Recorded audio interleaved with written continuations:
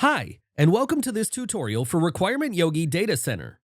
Today, we're excited to introduce requirement types and show you how to make the most of them. Requirement types help you organize and structure your work using specific key patterns.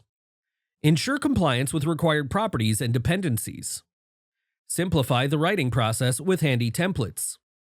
First, let's dive into the key patterns. When you create a new requirement key, we'll suggest a key and place it in the Keys tab for you. To create a requirement type, you can either edit a key suggestion or start fresh by clicking the Create button. Give it a name, and you're ready to configure its properties. In the requirement type configuration, set the properties by adding the columns as you would in a Confluence page. For each property, decide if it's required and whether values should be coming from a predefined list. Now, let's try to see how to ensure those properties and requirements align with the type.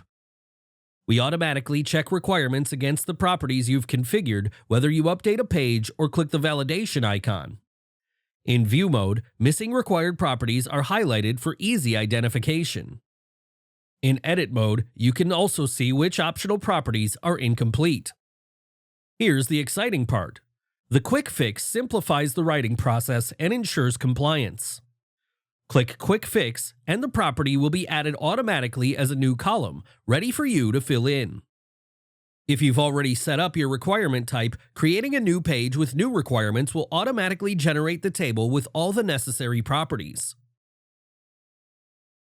Requirement types were introduced in Release 4.0, and we can't wait for you to try them out. If you have any feedback or questions, feel free to reach out to our support team.